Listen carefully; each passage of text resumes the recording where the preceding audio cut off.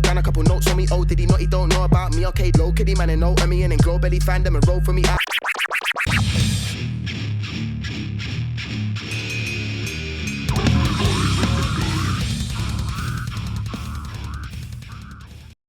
Et bonsoir et bienvenue dans cette troisième émission de Crossroads. Mon accent anglais s'améliore de jour en jour, c'est incroyable. Du coup, on va vous parler de plein de choses. On a même du coup un groupe en plus, un artiste en plus à chacun par rapport à la dernière émission. Du coup, tu vas nous parler de quoi, Alexis, ce soir ? Alors, je vais vous parler pas de métal parce que le métal, on en a marre. Enfin, c'est faux, il y en aura plus tard. Il va y avoir de la techno, de l'emo trap noise, et puis il y aura évidemment quand même un gros truc de brutal death parce qu'on peut pas s'en empêcher. C'est plus fort que nous, quoi.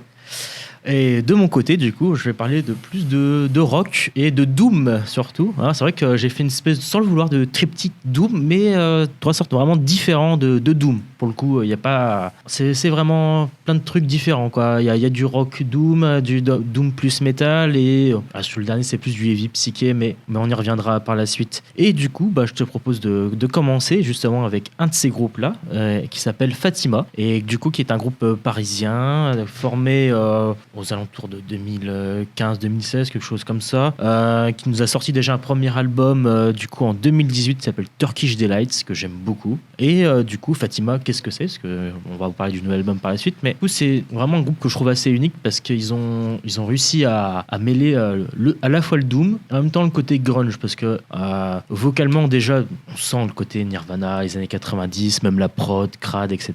C'est ce qui me plaît le plus d'ailleurs. Et en même temps, il y a tout ce côté un peu l'anciennant et les riffs beaucoup plus épais qu'on retrouve dans le doom, doom metal, doom rock, stoner, desert rock, ce que vous voulez, hein, choisissez le terme que vous préférez. Et du coup, je trouve qu'ils ont vraiment fait un mix ultime pour le coup entre Nirvana et espèce de doom un peu psyché comme ça qui vient un peu se mélanger et puis rendre une espèce d'œuvre cohérente, alors que pourtant je suis pas sûr que ce soit si simple que ça de faire ça pour autant. Et eux ils le font, je trouve, c'est naturel, c'est fluide, ça coule vraiment parfaitement. Et du coup, il nous gratifie un nouvel album qui s'appelle Fossil, qui reprend du coup un peu la suite de Turkish Delights qui était sorti en 2018. Et sauf qu'ils vont pousser le truc dans le doom, plus dans le doom que pour le précédent. Avec une meilleure production aussi, parce que le dernier souffrait un petit peu comme d'une production un peu faiblarde, même si moi ça me gênait pas, le côté un peu cradingue prenait le pas, parce que le côté radical à ce niveau-là, au niveau du son, qui rappelait du coup forcément Bleach de Nirvana, qui est le premier album et le meilleur album de grunge de tous les temps, mais ça c'est une autre histoire. Et il y a vraiment ce côté aussi, du coup là ils ont exploré quelque chose un peu différent, espèce de senteur un peu plus oriental si je puis dire, où tu te sens vraiment plongé un peu dans le désert en même temps quand t'écoutes sur des plages un peu plus lentes, un peu plus lancinantes, tout en gardant ce côté, cette épaisseur doomesque, donc avec un côté aussi planant forcément dans ces passages plus orientaux. Et ça, ce que j'aime bien, c'est que ça joue sur la porosité justement entre ce doom stoner et ce grunge. Donc on retrouve vraiment la crasse du coup du grunge et des débuts du grunge à la Nirvana, notamment dans la voix, couplé du coup à des rythmiques plus, on va dire, brise-nuque, typiques du doom, où t'es là, tu balances la tête et t'es en mode putain c'est cool, avec les gros riffs qui tombent comme ça tombe bien de façon massive. Je rappelle un peu Caius d'ailleurs, un petit peu dans le riffing aussi, avec donc du coup des mid-tempo, les vocaux assez lointains aussi se mêlent bien à la masse, c'est-à-dire que même si du coup on sent bien que la voix de Kurt Cobain elle est à côté, quoi, l'ombre elle plane bien sur le groupe, mais du coup c'est comme c'est mélangé à ce côté un peu vaporeux et tout, ça amène quelque chose de différent et ça donne vraiment une autre ambiance, une autre odeur du coup à cette musique là. Et les vocaux sont plus lointains et se mêlent plus à la masse musicale du groupe, même s'ils sont mis en avant apparemment, donc bien éraillés, et du coup moi ça m'évoque vraiment des espèces de contrées un peu chaudes, sablonneuses, voilà, on est dans le désert, machin, etc. Donc je trouve que c'est ça, c'est vraiment un groupe qui est intéressant pour ça. Je sais pas si tu veux ajouter quelque chose, Alexis, avant qu'on lance le morceau. Après, moi j'ai pas écouté l'album en entier, donc j'aurais un peu de mal à beaucoup. Je sais pas où c'est, à quel moment c'est dans l'album, mais il y a des moments où c'est très lancinant et moi ça me rappelle presque. Et pourtant c'est une influence qui est assez peut-être étonnante, mais Homme, je sais pas, c'est l'autre projet de ceux qui font Sleep. Sleep, c'est un des plus gros groupes c'est un des plus gros groupes de stoner. Vraiment où c'est très minimaliste parce que c'est des trucs où Dub Smoker, il y a le riff, il dure quasiment tout l'album, c'est le même riff durant tout le temps, juste il y a des petites variations de thème, des choses comme ça. Et je trouve que dans cette espèce de de pesanteur, d'ondulation perpétuelle. Bah ça me rappelait ça me rappelait vraiment Homme. En tout cas, le morceau que tu m'avais fait écouter, alors je sais pas si c'est celui-là que tu as choisi ou non, mais ça me rappelait vraiment Homme. Bah, le morceau que j'ai choisi il s'appelle Archville, du coup, hein, qu'on va s'écouter juste après. Il est plus quand même dans le côté un petit peu grunge de la Force que dans le côté doom, mais il mélange bien les deux. Encore une fois, c'est vraiment l'apanage des deux qui est super bien formulé. Et je trouve qu'en plus de ça, c'est qu'ils ont cette capacité à composer. C'est un hit, quoi. Tu l'écoutes et instantanément tu le mémorises et tu as le refrain qui te reste en tête, sans pour autant que ça soit énervant, que ce soit les refrains un peu trop sucrés ou quoi. Non, c'est vraiment parfait par rapport à ça. C'est super entêtant, juste ce qu'il faut. Et pourtant, c'est quand même bien pensé, bien écrit, super fluide. Donc non, je recommande évidemment chaudement ce groupe, sinon j'en parlerai pas. Hein. Et donc du coup, cet album qui s'appelle Fossile, qui est sorti au printemps 2022, ça doit être le mois dernier si je me trompe pas. Et du coup, je propose qu'on s'écoute le morceau Archville.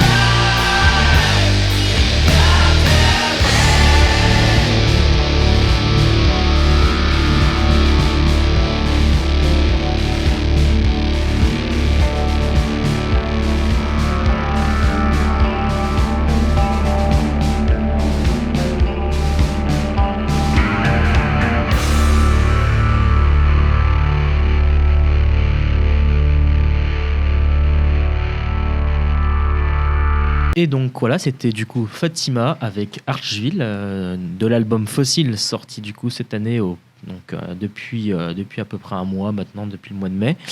Et voilà, c'est toujours un plaisir de réécouter cet album encore une fois, enfin en tout cas ce morceau-là de l'album. Je trouve que ce que j'aime bien dans ce morceau, c'est qu'étonnamment, c'est qu'ils ont placé le refrain pour le coup sur le passage Doom en fait, et pas sur le côté plus grunge, un peu pop, machin, etc.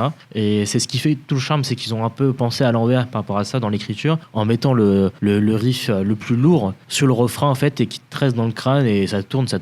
Il y a le côté un peu hypnotique avec ça, et ça marche hyper bien. Qu'est-ce que t'en as pensé, toi, Alexis, par rapport à ça? Alors bah oui, j'aime parce que ça fait quand même un certain temps que tu me parles de Fatima. Je dois bien avouer que le premier en 2018, tu le mettais de temps à autre, et je comprenais pas du tout ce que tu trouvais. Je trouvais ça un peu expédié bizarrement, ça me parlait pas des masses. Et là, ouais, je trouve qu'il y a vraiment un truc qui s'est rajouté. Il y a une espèce de, à la fois la prod est beaucoup plus maîtrisée, et il y a cette espèce de une pesanteur qui est beaucoup plus présente, mais qui se marie beaucoup mieux au moment. Par exemple, j'aime bien le côté où ils utilisent une espèce de batterie qui est un peu martiale, et ça fait une espèce de pont entre les deux parties. Je crois que j'aime bien.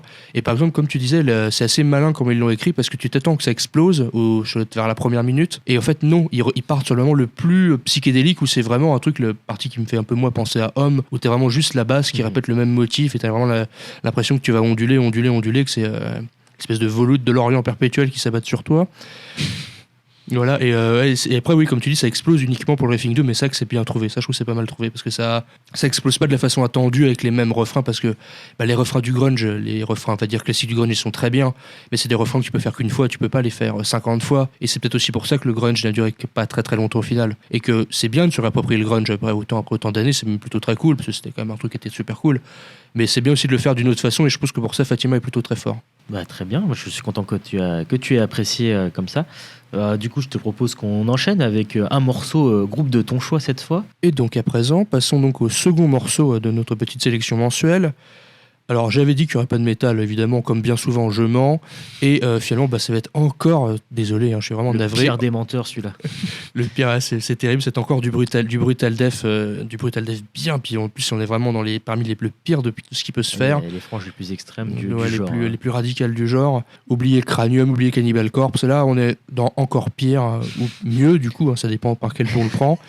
Donc, c'est un groupe de Panama, et ça s'appelle Intestinal Engorgement, le nom est un petit indice de ce qui va advenir. L'album s'appelle, attention, Putrefying Consumption of Dismemberment. L'intelligence encore. Alors, le BDM, il faut savoir que c'est un genre, oui je dis BDM pour Brutal Death, c'est plus rapide, et c'est un genre qui est très international au sens où autant il y a certaines niches, le black metal c'est plutôt européen, puis un peu aux USA, ou surtout scandinave, où c'est très localisé. Le BDM a cette chance, ou malchance, je ne sais pas, d'être très international, où il y a vraiment le monde entier en fait. Enfin, il y a autant en Indonésie, en Amérique du Sud, aux USA, en Europe, même si un peu moins, surtout le type de BDM dont on va parler aujourd'hui est un peu moins représenté. Il y en a un tout petit chouïa en Chine, un peu au Japon, il y en a beaucoup plus d'endroits qu'on ne pourrait le croire. Donc là, c'est Panama, qui est pas... Enfin, je ne connais pas d'autres groupes de Brutal Death de Panama. Et alors, surtout, du coup, c'est un genre qui est aussi très productif, peut-être un peu moins que le slam, mais c'est quand même très productif. Et là, par exemple, la pochette de celui-là, c'est juste... vraiment le truc typique, comme la scène en vomit des centaines par an. On a le même logo illisible mais quand même symétrique, on a des pointes, ça dégouline. L'illustration, c'est juste une monstruosité organique un peu à la Alien, avec beaucoup trop de pinces, des tentacules, beaucoup trop de dents également, ce genre de choses, on est vraiment là-dedans. C'est bien excessif, effectivement. Voilà, puis voilà, au milieu d'une pile de cadavres un peu en décomposition, tout ce genre d'affaires-là. Et on pourrait pas présager, surtout, par exemple, comme moi j'en ai écouté des centaines, des albums du genre, on pourrait pas, en voyant la pochette, se dire, tiens, ça va être un peu différent ou pas. Et pourtant, si, parce que c'est encore le terme de worship, donc qui va vraiment s'inspirer très lourdement d'un groupe qui, pour moi, est absolument culte dans la scène, qui s'appelle Enmity. C'est un peu l'espèce d'extrémité absolue du genre, du Brutal Death. Au début, vous avez Suffocation, et puis à la toute fin, vous avez Enmity, quoi. C'est un des pire truc qui a pu se faire, un des plus radicaux, des plus excessifs, et c'est en fait il va vraiment ne faire que ce qui fait l'attrait du genre, donc absence absolue de mélodie, des structures chaotiques assez imprévisibles, où, évidemment il n'y a pas de refrain, pas de choses comme ça, pas de pont de structure comme ça, absolument pas, et la voix c'est un guttural entre gargouillement et mélasse sourde, un peu, voilà, on n'est même pas dans des trucs un peu clichés, déviés ou quoi que ce soit, c'est même pas ça, c'est au-delà de ça encore. Et en fait, alors moi je trouve Enmity, c'est vraiment un truc qui m'a fasciné, sûrement beaucoup trop de temps pour ce que c'est, mais c'est comme ça, faut accepter, quand on aime autant quelque chose, il faut l'accepter, peu importe ce que c'est. En fait, ils ont un côté où le son qu'ils utilisaient fait qu'on pouvait pas comprendre les riffs. On pouvait pas. Je pense qu'il est impossible, même un bon guitariste, à l'oreille, en écoutant l'album, peut de refaire l'album. Le son brouille tellement les notes, on peut pas savoir. On sait qu'il y a des changements de hauteur, de variation, on peut pas refaire les riffs. Tellement la prod est bizarre à ce niveau-là. Ils ont aussi cette capacité à caser des breaks qui sont extrêmement lents, mais c'est pas des slam parts, hein, c'est assez différent encore. C'est juste bizarrement lent et ça advient et on peut pas savoir quand ça va devenir. Même après, je l'ai écouté des centaines de fois cette affaire-là. On peut pas, c'est très difficile comme il y a très peu de repères, on peut pas savoir quand le break va arriver. C'est très difficile. On le subit tout le temps à chaque fois. Alors si je peux préciser un petit point concernant la slam part avec la différence avec le break. Le break, c'est vraiment juste une cassure qui va être un ralentissement dans la musique. Ça peut être mid-tempo, ça peut être beaucoup plus lent. Tandis qu'une slam part, qui vient du coup du slam, sous-genre du death metal dont on avait déjà parlé dans la première émission avec Acranus, là, la différence, c'est que c'est vraiment le côté plutôt bagarre. Pour repréciser, c'est ça va tomber et on passe en mode bineuronal, je vais y arriver.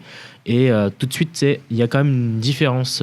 Les breaks, on en trouve un peu partout dans beaucoup de musique, du métal au rock ou peu importe. Le break, ça vient du jazz. Hein, ça vient du jazz de toute façon, et effectivement. Donc on en trouve dans tout type de musique et même du coup dans ce qu'on écoutera après avec SHX notamment. Il y a des breaks. Mais là, c'est vrai que la slam part, c'est vraiment typique du sous-genre dans le death metal.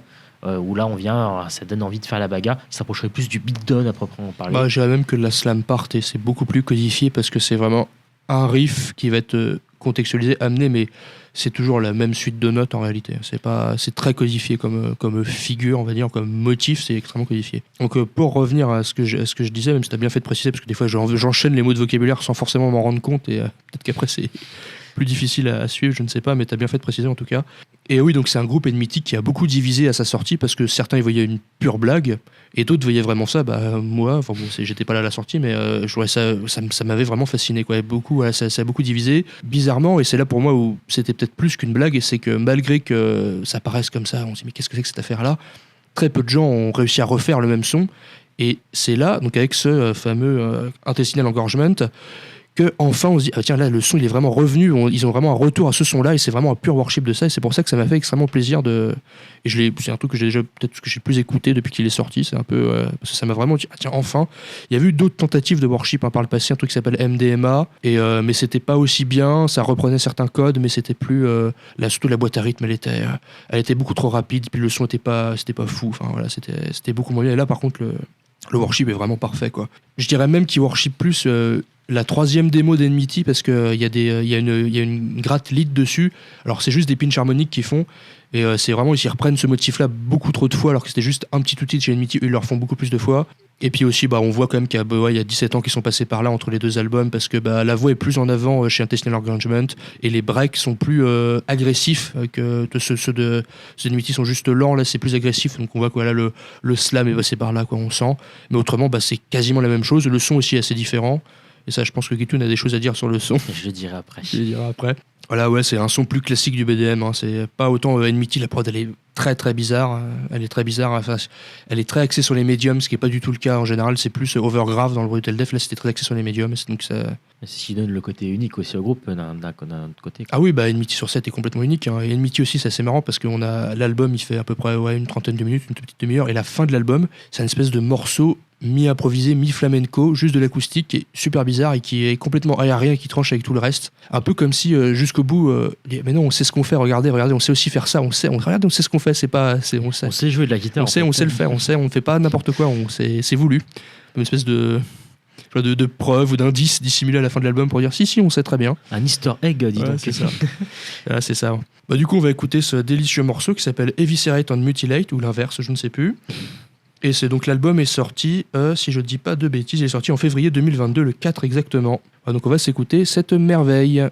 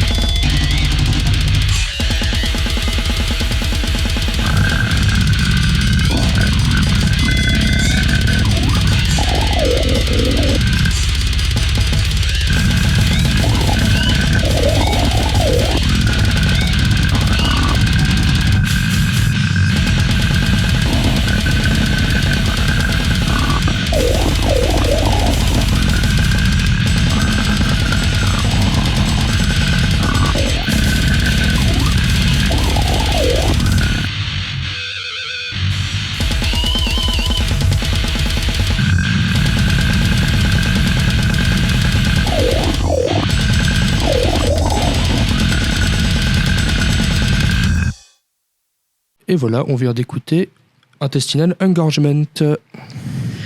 C'était très très bien. J'avais pas écouté depuis quelques jours. Bon, j'avais écouté quand même pour l'émission, mais j'avais pas réécouté du coup depuis la semaine dernière. Et non, c'est vrai que c'est aussi plaisant. J'avais réécouté sur mon enceinte portable et ça sonnait pas aussi bien effectivement que là dans le casque. Là, on entendait vraiment bien tout ce qu'il faut comme il faut. Le gargouillement, il est juste parfait. Il est tellement excessif qu'on se demande s'ils peuvent aller au-delà dans ce côté excessif. Même s'il y a d'autres groupes, je pense qu'il y a une autre forme d'excessivité liée avec le BDM dont on pourra parler, des Ensign Natrak ou ce genre de groupes. Ouais, bah oui, c'est d'autres. Ouais. Mais on y reviendra. Une stupidité à la fois. Et du coup, je trouve que là c'est vrai que j'ai bien apprécié réécouter en tout cas ce morceau-là avec la batterie qui à la fois elle est triguée, mais elle est pas aussi triguée que dans des trucs de deathcore un peu stupides, modernes, où ça sert à rien, ce genre de choses. Enfin, il y en a plein, je sais plus les noms en tête parce que la flemme d'écouter ce genre. Lord Nashor, Shadow Finton, tous ces horreurs-là. Oui, tous ces groupes qui servent à rien. Non, c'était bien. J'ai bien aimé ce côté en fait gargouillement, mais global aussi, massif, où tout est mêlé. Il y a vraiment ce côté. À ce stade-là, la voix, c'est juste un autre instrument en fait. C'est même plus. Faut limite le lire, enfin l'écouter comme un instrument plus que comme.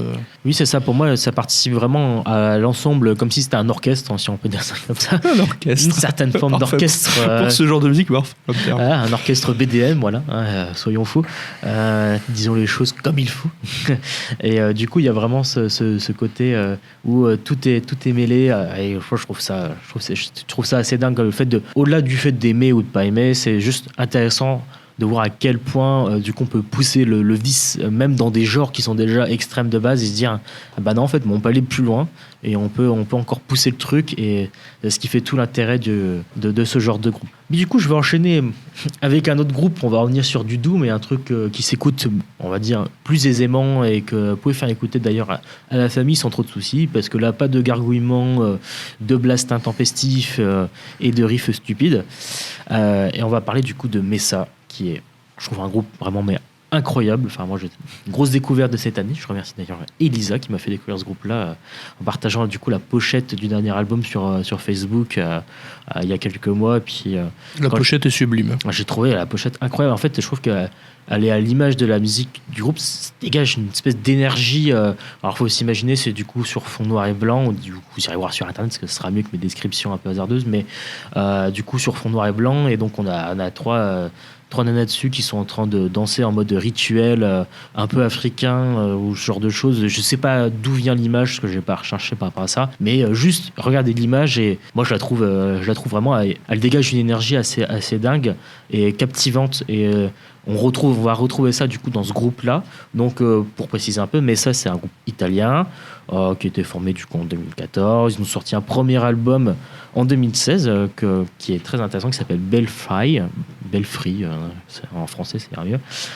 Et du coup cet album là déjà c'est un groupe de doom effectivement, mais c'est plus que ça. Donc sur ce premier album c'était du doom, mais il y avait pas mal de passages drone, donc effectivement encore plus lent parce que le drone c'est encore en dessous du doom, c'est-à-dire que si on veut préciser un peu les genres de 30 secondes, on va avoir du coup le heavy metal, puis en dessous le doom qui ralentit encore, puis ensuite tout ce qui est du coup funeral doom, mais qui va plus piocher dans le death metal pour le coup, et ensuite on a tout ce qui est drone, donc qui d'ailleurs s'exporte parce que c'est pas nécessairement que lié au métal, mais c'est aussi le drone c'est pas du métal à la base, enfin le drone en musique électronique est bien plus vieux que le drone métal. Oui c'est vrai, mais je parlais par rapport au métal oui non bien sûr, j'ai juste ça pour préciser en tant que tel. Oui non mais t'as bien fait de préciser effectivement, mais par rapport au métal en tant que tel, le drone va encore du coup effectivement en dessous, s'inspirant justement du drone effectivement dans les franges électro, des franges électro, et moi j'aime bien le fait qu'on amène justement du drone dans le métal parce que le côté déjà massif du métal avec le côté assourdissant du drone va très bien ensemble. Je trouve que ça se marie super bien.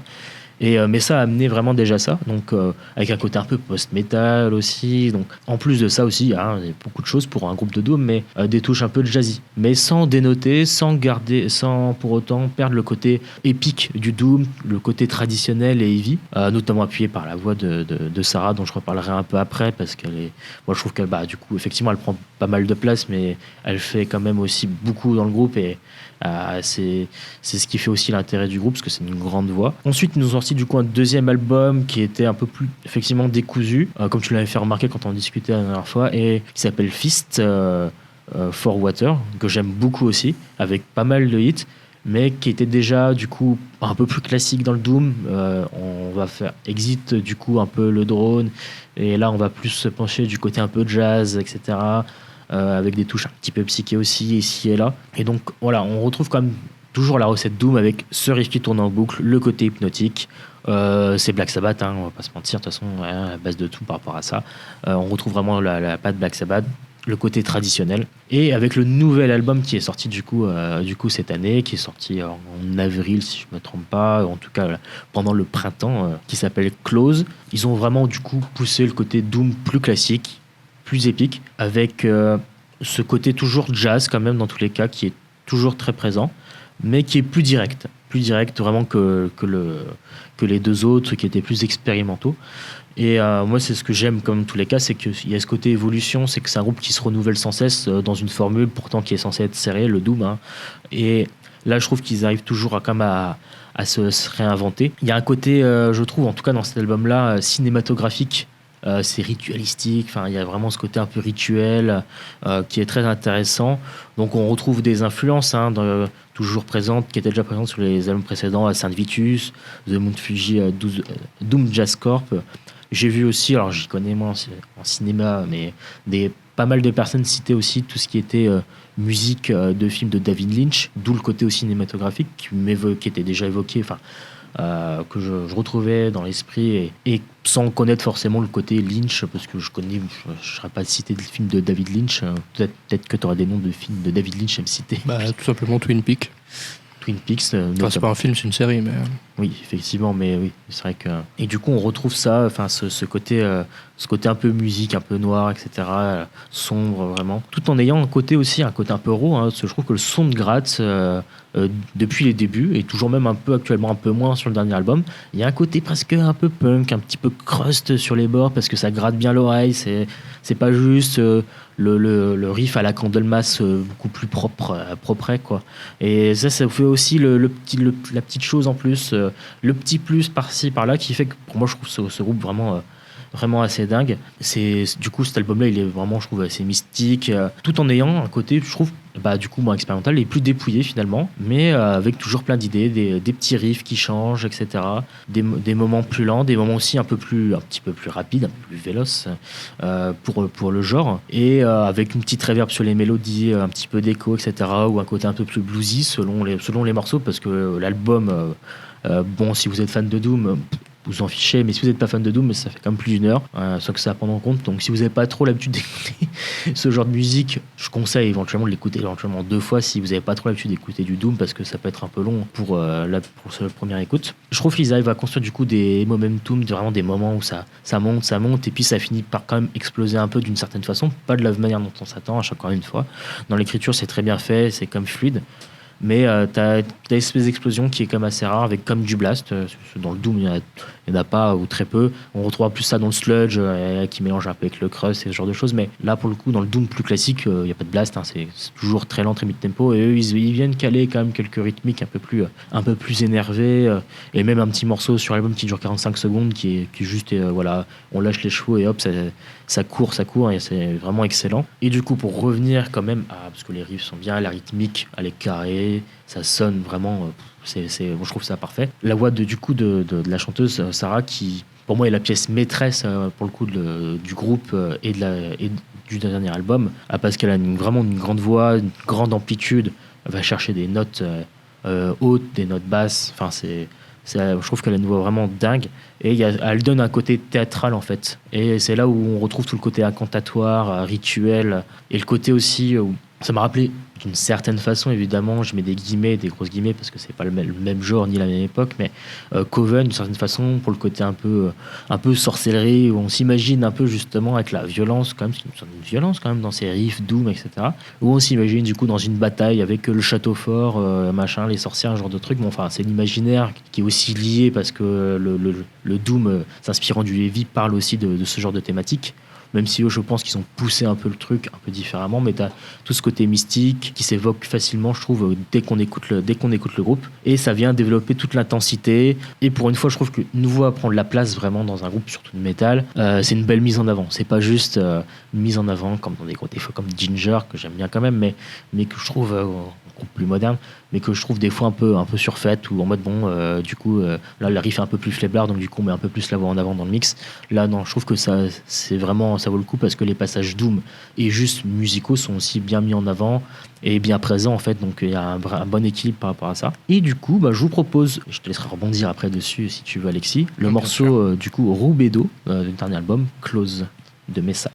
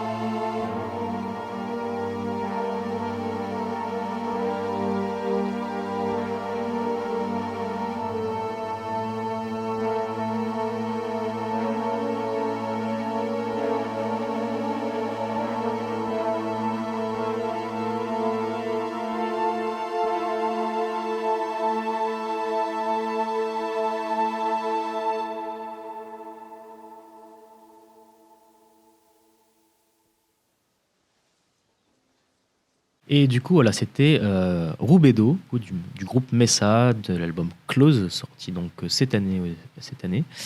Et voilà, bah, c'est toujours aussi, encore une fois, un plaisir d'écouter ça, évidemment. Bah, je pense que là, en termes d'éloge, je me suis placé pas trop mal sur le groupe. Si jamais ils écoutent l'émission un jour qui parle français, sait-on jamais. Voilà. Mais non, franchement, non, c'est toujours une expérience super cool. Alors, je sais pas, après, du coup, effectivement, j'ai beaucoup parlé en mode un peu monologue.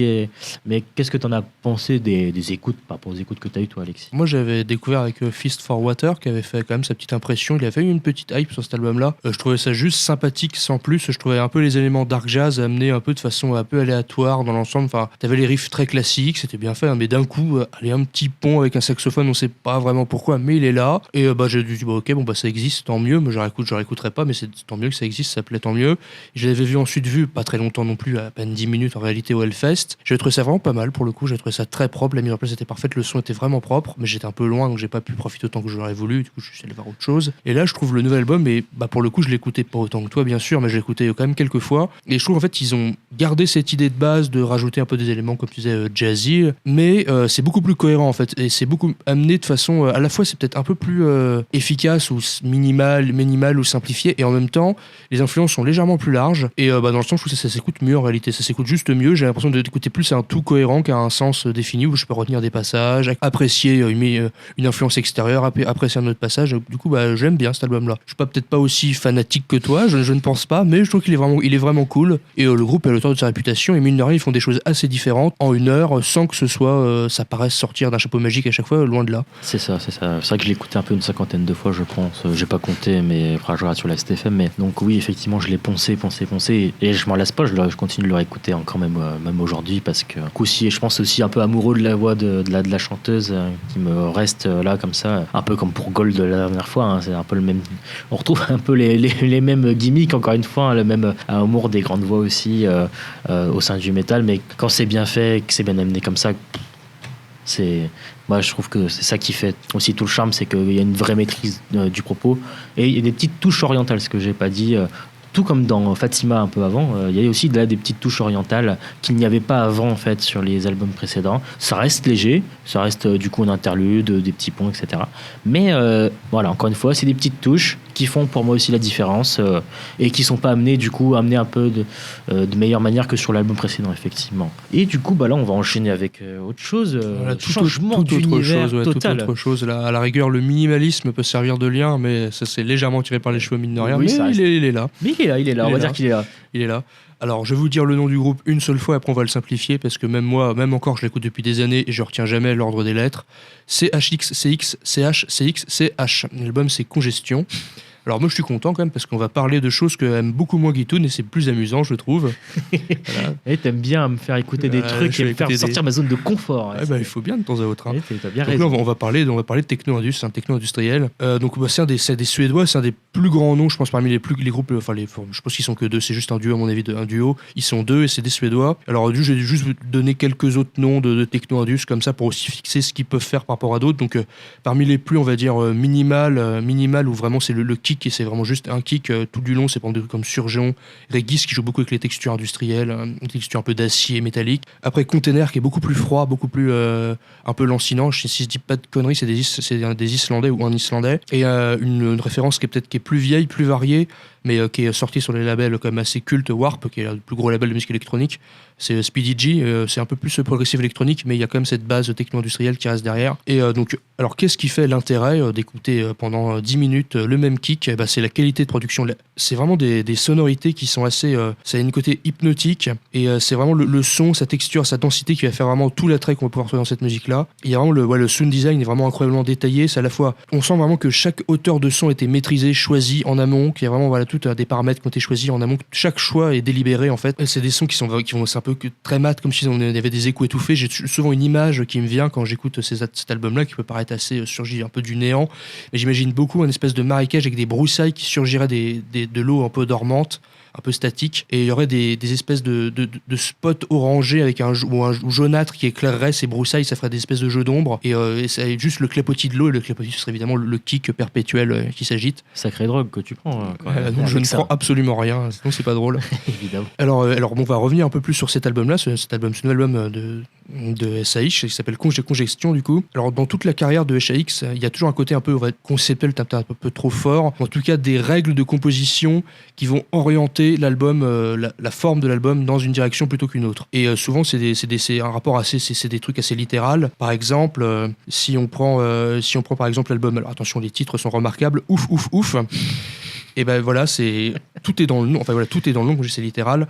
Les beats, c'est juste des onomatopées qui vont sonoriser le nom de la track. Le kick va être contenu dans le nom de la track, tout simplement. Ou par exemple un autre nom qui est tout aussi remarquable, qui s'appelle ça. Je ne pourrais pas le faire davantage que ça, même si ça dure pendant peut-être un peu plus longtemps. Donc sous forme d'alternance de majuscules et de minuscules. Donc c'est juste la lettre S. Et donc il a parmi lui, il a un son de kicker qui est incroyable. En gros, c'est tout le concept de l'album, c'est les drones et les sirènes qu'il va utiliser. Ils augmentent leur fréquence, s'allonge. Leur fréquence s'allonge, s'allonge, je pense à ça si je me mélange pas, s'allonge de track en track, mais là où c'est malin, c'est que c'est pas pour autant que les tracks vont être plus longues, c'est juste la structure des sirènes qui va s'allonger. Et c'est que des choses comme ça, c'est l'EP word aussi, où c'est le même beat, mais c'est juste le mot word qui va être écrit de différentes façons, et les beats vont juste être intercalés, changés. Et là, il y a une sorte de virage, parce que congestion, c'est juste un mot plus une onomatopée. Certes, on reste comme quelque chose assez littéral, parce que c'est juste qu'en gros, c'est moins abstrait, et le truc va être un peu plus dense, et c'est un peu plus, il va y avoir plus de ruptures, de choses comme ça, plus de rupture, moins le seul kick linéaire qui va s'abattre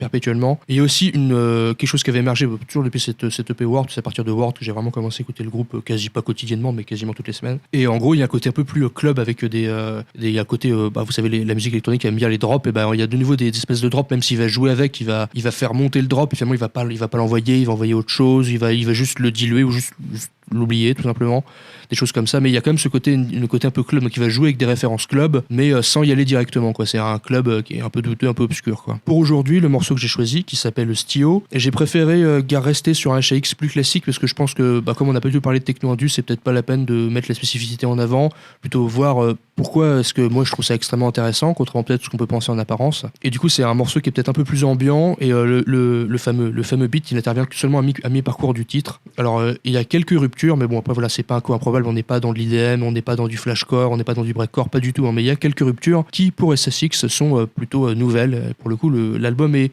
perturbant, peut-être un terme un peu fort, mais change pas mal à ce niveau-là, quoi. Congestion est sorti le 11 mars 2022 et on va écouter le morceau Stio, quoi.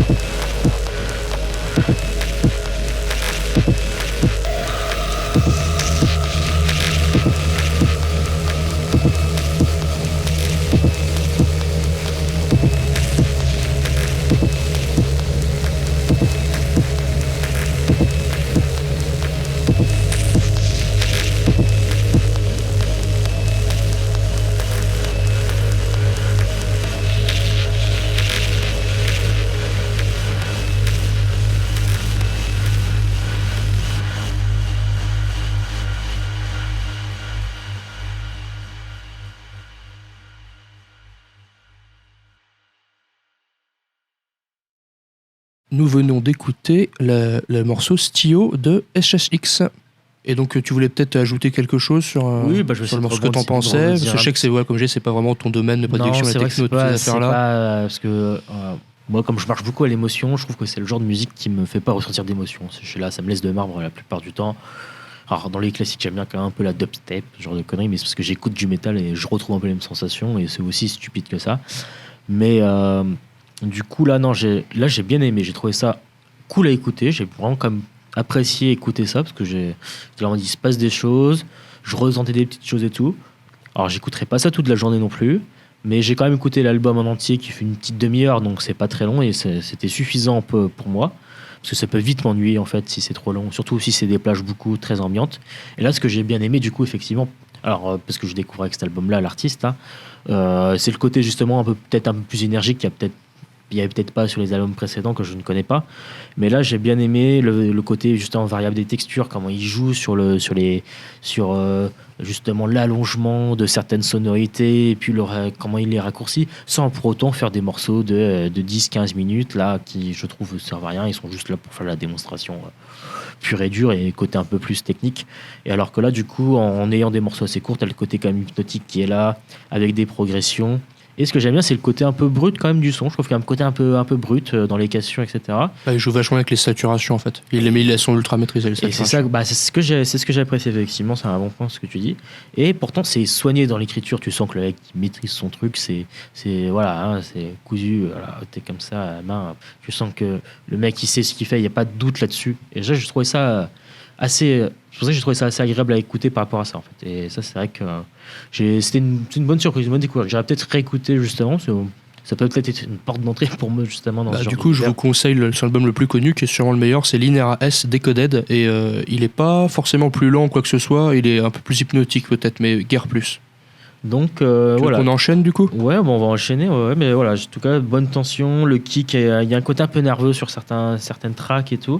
Et ça, j'ai bien aimé en fait, ce mélange un peu plus nerveux, mais sans pour autant en faire des caisses comme dans la dubstep justement pour le coup.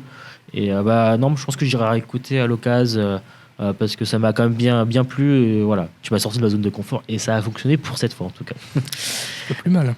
Ouais, et du coup, retour dans quelque chose d'un peu plus, on va dire, classique, même si pas tant que ça, avec un autre groupe cette fois-ci, donc le groupe le plus rock de la sélection, si je puis dire. Bon, je pense qu'on peut dire ça éventuellement. Oh bah c'est pleinement du rock. Oui, c'est pleinement du rock, c'est vrai, même si c'est plus que du rock, on va le voir tout de suite pourquoi après.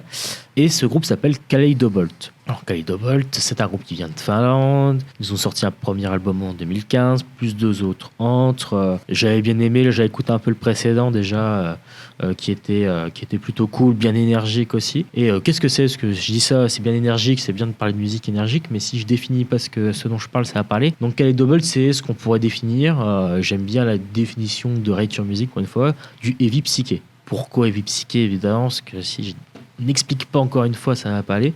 Heavy psyché parce que ils reprennent les codes du rock, c'est du riffing rock classique, mais ils ajoutent du coup avec leur pedalboard ou leurs amplis, ce genre de choses, des effets et un son qui est plus épais que la moyenne, et ce qui fait pour moi tout le charme du groupe, tout en déployant une palette avec une énergie, je trouve assez incroyable. J'ai déjà écouté plein de trucs de rock, d'autres groupes, etc. Et souvent tout ce qui est typé un peu rock 70s, ça peut vite m'ennuyer, à part un peu dans le stoner, mais ça dépend des groupes et encore. Là, non, je trouve qu'ils ont vraiment ce côté rafraîchissant. Et du coup, je remercie cette fois le Ye Crew qui m'a fait découvrir ce groupe et qu'on a vu du coup à Chalon avec Alexis en live. Et franchement, c'était vraiment. Je trouvais ça assez incroyable comme groupe. Oh, c'était super cool. Voilà, j'ai trouvé ça. Et je trouve ça, c'est plus unique. Je sens que c'est plus unique. Une scène que je maîtrise mal en tout cas, mais je sens que c'est un peu plus unique que la moyenne. Notamment le groupe qui passait après était très bien, mais c'était beaucoup plus classique dans l'approche et dans l'écriture, tandis que là Kaleidobolt va explorer un peu différemment le pendant hard rock, rock psyché, etc. que peuvent le faire d'autres groupes. Mais bon, comme c'est une scène que je maîtrise mal, si jamais je dis des conneries, vous me le direz, mettrez des petits commentaires quand on fera les publications sur je peux juste tout de suite préciser très vite fait sur le heavy psych sans citer de groupe parce que je les ai pas là en tête, mais en gros par exemple on va dire que Black Sabbath invente le métal, c'est entre guillemets faux parce que jamais les choses se font de façon aussi stricte, ça marche pas comme ça. Évidemment, ça marche pas comme ça. D'accord. Mais par exemple, les Psych, ça veut dire un peu toute cette espèce de pont qui commençait à alourdir le rock psychédélique des années 60-70. C'est une sorte de pont qui va donner après Black Sabbath, mais qui restait axé très psychédélisme en fait. Mais c'est un truc qui est super vieux du coup en fait, c'est extrêmement vieux. Effectivement. C'est juste le tout petit point historique que je peux apporter. Malheureusement, j'ai pas là comme ça de nom qui vient en tête, mais je sais que c'est ça. Du coup, ça fera l'occasion pour nous d'aller creuser un peu cette scène-là et puis de peut-être voir s'il y a peut-être déjà d'autres groupes justement qui font déjà comme ce que peut proposer Kaleidobolt. Du coup, là, on va vous parler, je vais vous parler plus précisément de l'album With One Simple Trick qui est sorti du coup aussi cette année. Au-delà de ça, au-delà du côté Vipsic qui qui existait effectivement déjà avant dans les 70, ils ont un côté survitaminé. Enfin, franchement, je trouve ça dégage une énergie et c'est rempli de hits. Ils arrivent vraiment à allier des passages justement un peu plus pop, on va dire, et psyché, évidemment très typé 70s ou War 60s un peu, mais avec une énergie. Ça cavale tout le temps, ça court sur pas mal de morceaux, beaucoup plus qu'on pourrait le croire, parce qu'on pourrait se dire bon, ils vont faire un ou deux morceaux un peu plus énergiques et puis le reste ça va être un peu plus vaporeux, pop, etc. Mais non, sur tout le long de l'album, à chaque fois, ils nous surprennent un peu dans l'écriture, ils nous prennent un peu à contre-pied. Il y a quand même un côté un peu, sans dire que c'est si technique que ça, mais un côté quand même un peu technique au niveau des mélodies, du riffing, etc. Même la basse, elle a un côté bien épais, bien dense et plus que peut-être que la moyenne du genre, ou en tout cas peut-être plus qu'à l'époque, parce que le son est quand même plus moderne aussi. Je pense que ça peut jouer avec la production. Et c'est la batterie qui va amener le côté cavalcade, qui court avec plein de roulements et qui donne ce côté un peu nerveux en fait au groupe. Après on va retrouver des effets type wah-wah, de la reverb, ce genre de choses, et puis d'autres effets que je ne connais pas parce que je ne suis pas guitariste évidemment, mais qui sont tout aussi cool. Et j'aime bien aussi l'harmonie des voix. Je trouve qu'il y a un beau travail sur l'harmonie des voix quand on écoute et tout. Ça donne un peu d'ampleur, d'amplitude en tout cas au groupe. Ils arrivent justement, du coup, moi ce que je préfère chez eux, c'est ce côté ce travail sur les transitions où on passe justement de moments vraiment super énergiques à des moments beaucoup plus doux, et ils arrivent à caler ça de façon assez cool. C'est vraiment bien fait, bien pensé, notamment le morceau Weekend Warriors que j'aime vraiment beaucoup, dont on va retrouver du coup cet aspect un peu pop psyché, donc qui commence et il y a une espèce de progression du coup un momentum qui va arriver. Et ce que j'aime, c'est qu'à la fin ils incorporent du coup le refrain plus psyché, mais avec l'énergie derrière qu'ils ont développé au moment sur un autre couplet du morceau, et donc espèce de mélange un peu comme ça qui arrive sur la fin et qui donne un peu une sorte d'explosion un peu pour le groupe sur ce morceau là en tout cas, et sur d'autres morceaux c'est aussi le cas.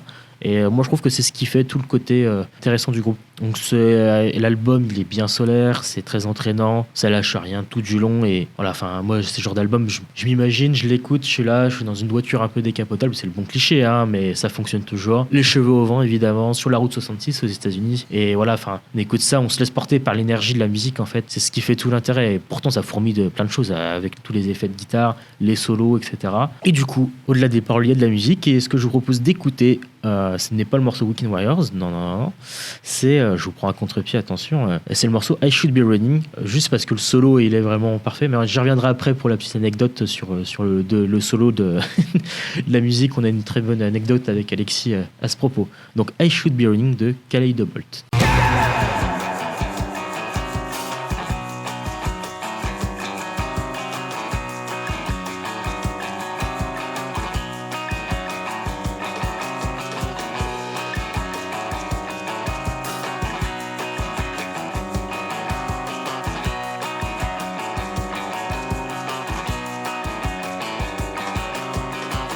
You feel like life, and I should too.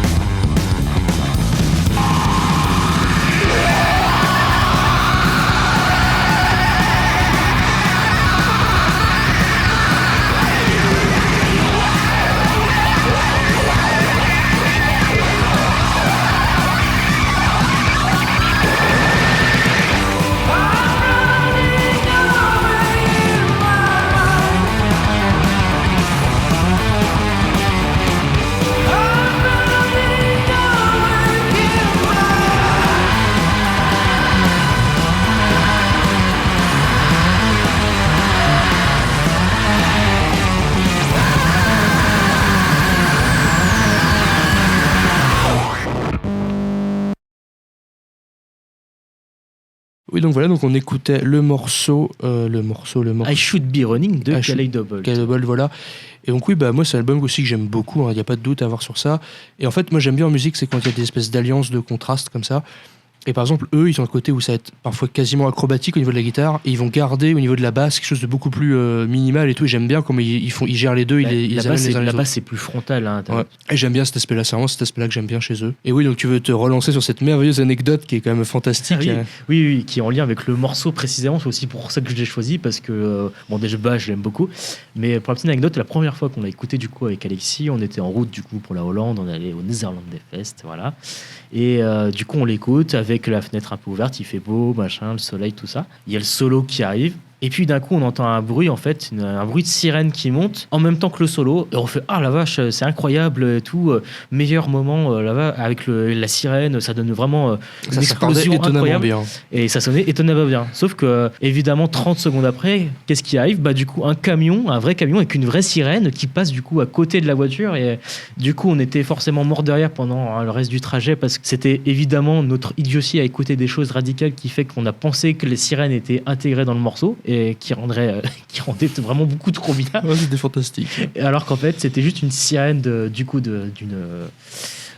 voiture de police ou de pompier, je ne sais plus. Je sais plus non plus. Je crois que c'était une ambulance, il me semble, mais bref, peu importe, c'est pas le plus important. Mais du coup, la sirène s'intégrait bizarrement, étonnamment bien dans le morceau avec le solo de guitare, donc qui est de psychédélisme effréné. Et qui intervient sur la deuxième partie du morceau, pour préciser, c'est parce qu'il y a un solo déjà avant, puis après, il repart sur un passage psyché sur ce morceau-là. Et sur la deuxième partie, avec le solo, du coup, qui explose sur la fin. Donc voilà, et du coup, Calais Bolt, groupe à écouter et à poncer, parce que je pense que voilà, ils nous avaient fait d'ailleurs écouter un autre morceau en live, du coup un nouveau morceau qui n'était pas sur le dernier album, que j'avais trouvé super cool, qui était vraiment bien écrit aussi. Et du coup j'en profite parce que c'est vrai que j'ai parlé du Yécrou 30 secondes tout à l'heure, et c'est une association qui fait des concerts de stoner, doom, rock, et ce genre de petites choses là sur Reims, Châlons, et du coup c'est vraiment cool de les avoir parce qu'ils ont je trouve un vent de fraîcheur un peu sur Reims, avec vraiment un type de concert et puis des concerts de niche comme on aime autour de ça, et qui nous font découvrir des groupes vraiment cool, comme Calais Double justement. Donc j'avais bien aimé Sacrimonti aussi qui avait joué avec eux. Je trouve que l'association est la meilleure nouvelle qui soit arrivée à la musique live du coin de la Marne depuis quelques années. C'est vraiment la meilleure chose qui soit arrivée. Ça apporte vraiment quelque chose de peut-être plus niche que d'autres associations peuvent faire. Ça j'aime bien ce côté-là. C'est ce que j'aime aussi. C'est vrai qu'on a plein de belles associations qui font plein de choses, comme Poutrage aussi, on pourrait y citer. Et Poutrage c'est très très bien. Et voilà, ou comme du coup Underground Zero, si je peux en parler 2 minutes, mais voilà, on essaye de faire des trucs, il y a plein de trucs cool qui se passent sur Reims, donc faut checker les assos comme ça. Elie Crew en fait évidemment partie. On pourrait citer aussi les Araki pour les associations plus métal et ce genre de choses. My Fist, évidemment, je n'oublie pas My Fist, c'est un peu mes débuts. Donc du coup à la fin. Sans My Fist, pas de death metal à Reims, donc c'est très important. Et effectivement, donc qui continue de faire des trucs bien cool aussi, plus rares mais toujours aussi cool. Donc voilà, n'hésitez pas quand vous pouvez, selon vos moyens évidemment, on n'est pas là pour juger. Allez voir les concerts qui vous plaisent, ou allez-y aussi au culot pour découvrir des groupes. Franchement, faut tenter. Il y a trop de moments où on se dit je le connais pas, je vais pas y aller. Alors qu'en fait, des fois, on loupe des bonnes surprises. Et je pense que c'est pas notre copain pianisé qui dira le contraire, lui qui est le plus féru de concert d'entre nous. Donc voilà. Et du coup, on va enchaîner maintenant. Il nous reste un dernier artiste. Donc on va parler de Crémation Lily. Alors Crémation Lily, c'est quoi ? C'est le projet expérimental d'un seul homme qui s'appelle Zen Sigo. Je ne sais pas si je le prononce bien sûr. Alors il a fait beaucoup de choses dans sa carrière musicale. Il a fait de l'ambiant, du black metal. Il a même fait un album de screamo. Mais son projet principal, c'est donc ce projet Crémation Lily. Il y a 3 périodes, on va dire, dedans. Il y a une première qui est power électronique. C'est peut-être la moins aboutie. Il y a un traitement très ambiant des nappes, presque plus proche du post-indus ou Death Industrial que vraiment de la power électronique à proprement parler. Donc le power électronique, c'est parce que globalement, c'est de la harsh noise, mais avec de la rythmique, donc du bruit blanc très saturé, une rythmique souvent martiale, et quelqu'un qui va gueuler par-dessus. Alors il faut trier parce que c'est blindé de facho là-dedans, mais il y a des trucs qui tuent, genre à White House ou Génocide Organe peut-être un peu douteux, mais à vérifier. En tout cas, White House, peut y aller les yeux fermés, mais par contre, ça peut être très douloureux, très difficile à écouter.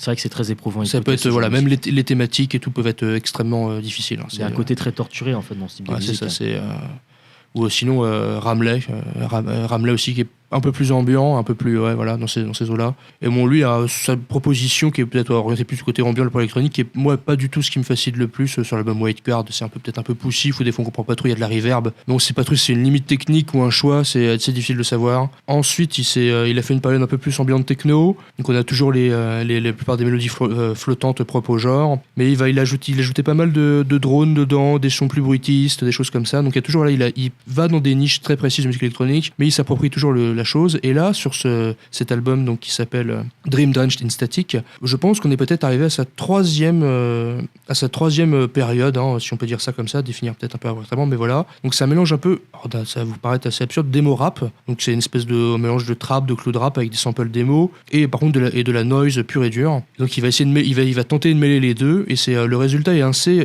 intéressant. On a l'impression d'écouter une espèce de version abrasive de quelqu'un qui est ultra connu. C'est un Suédois qui s'appelle Younglin, qui est super connu, c'est un truc là. C'est les singles doivent faire peut-être 200 millions de vues, choses comme ça. Younglin, mais c'est un peu plus désarticulé, imprévisible. Et bien sûr, c'est bruitiste à blinde, quoi. Ça va vraiment avoir des couches de son qui vont un peu masquer les hooks et les top lines qui va sortir. Mais par contre, il y en a comme une base qui est vraiment les instruments, c'est du hip-hop, quoi, tout simplement. Sauf qu'il y a plein de statiques, des choses comme ça qui se baladent, mais c'est quand même du hip-hop, hein, voilà. Même si c'est un album qui m'a étonnamment Enfin, je suis revenu pas mal de fois parce que je pense que j'aime beaucoup Younglin. Moi, déjà, j'aime beaucoup Younglin. Et je pense peut-être qu'il y a une part de moi qui voulait peut-être que Younglin qui fait de la noise, peut-être que voilà, il y a une part de moi qui était très intriguée par cette idée-là. Même si c'est peut-être pas parfait, parce qu'en fait, ce qui se passe, c'est que les deux vont un peu peut-être se manger l'un et l'autre et on sait jamais trop qui prend le dessus sur qui.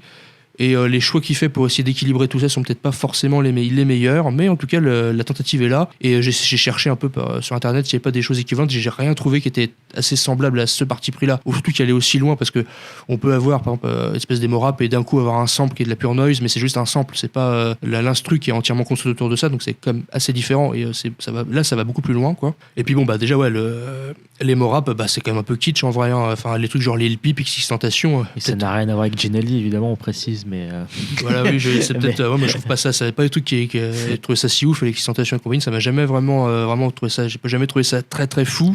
Mais bon, en tout cas la l'hybridation était tentée et je trouvais que ça valait le coup d'en parler parce que c'est assez rare de voir ça. C'est assez unique quand même. C'est quand même assez unique en soi, même si ça, entre guillemets, ça vaut ce que ça vaut et c'est pas si parfait. Surtout que je vous ai cité Younglin et j'ai mis un morceau qui va l'évoquer, mais tout l'album n'est pas aussi récurrent à ce niveau-là, au niveau de la façon dont le flow va être important ou pas. Il est pas autant à ce point-là. Donc du coup, l'album en entier a clairement ses faiblesses, on va pas se le cacher. Mais en même temps, l'hybridation qui tente est quand même assez difficile, donc c'est normal aussi. Peut-être que le second ira plus loin ou sera plus équilibré à ce niveau-là, on verra bien. Voilà, c'est le morceau que j'ai retenu pour clôturer l'émission. Ça s'appelle I'm Done, Indefinite Light. Et oui, c'est quelque chose qui est très introspectif. Vous allez voir, on sent une espèce d'introspection, de souffrance. On sent que de toute façon, c'est ce genre d'artiste de souffrance intime. Parce que il exprime quelque chose au travers de ça. Enfin, c'est un exutoire aussi, il n'y a pas que... Et donc forcément, les thématiques vont de pair avec le type de musique qu'il fait, quoi. Forcément. Et donc du coup, on écoute Cremation Lily. Cremation Lily, dont l'album est sorti le 15 avril 2022.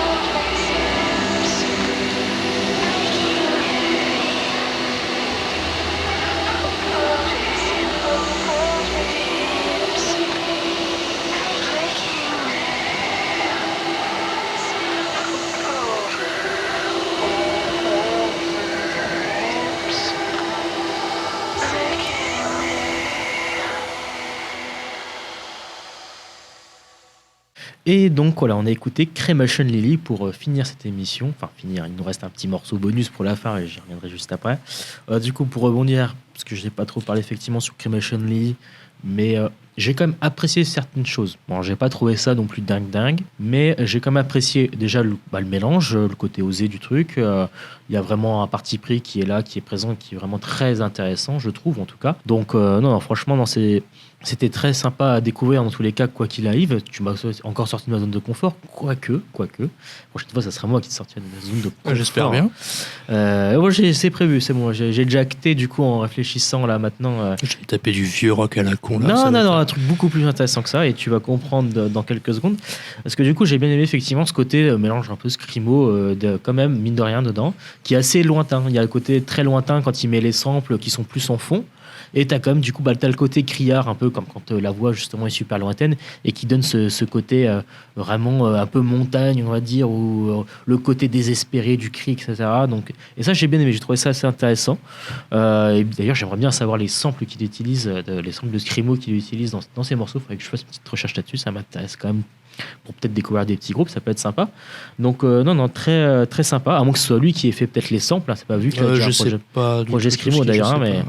Et j'aime bien ce côté, il y a un côté quand même assez épuré en même temps, donc c'est pas inintéressant, même si je trouve que ça manque un petit peu de texture et que c'est un peu plat par moment.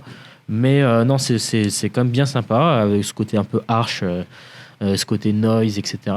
Et moi, ça m'a rappelé aussi une autre scène du coup qui s'appelle du coup la bedroom pop, qui tire aussi ses liens avec l'emo, où du coup c'est des jeunes dans leur chambre qui vont enregistrer des trucs avec des prods un peu douteuses, mais il y a ce côté amateur, mais qui fait tout le charme en fait de ce genre d'artiste, où ils vont un peu, encore une fois, tout comme dans le BDM tout à l'heure, on allait dans les franges un peu extrêmes de ça, bah là, sans parler du fait que ce soit extrême, parce que ça reste moins extrême à écouter que le groupe qu'on a écouté tout à l'heure, mais il y a ce côté quand même où on pousse encore un peu de vis, on se dit non, on a fait le tour, mais finalement non, on n'a pas fait le tour, on va chercher d'autres choses, ou tu as ce côté en fait, tu as même des artistes dans cette scène là qui vont aller chercher du dungeon synth un peu, on va dire, si je puis dire ça, mais version emo, où ils vont sampler avec au clavier du coup des morceaux démo, ce genre de choses, où ils vont intégrer justement aussi du clavier dans des morceaux emo avec le riffing et donc ce côté un petit peu, du coup, ils disent bedroom pop, donc ce côté pop, un peu sucré, etc. Et ce côté amateur que j'aime beaucoup. Je trouve que voilà, c'est un sous-genre qui ne plaira pas à tout le monde, ça c'est sûr, mais qui est aussi tout aussi unique. Et ça m'a rappelé un peu ça, en tout cas, en partie.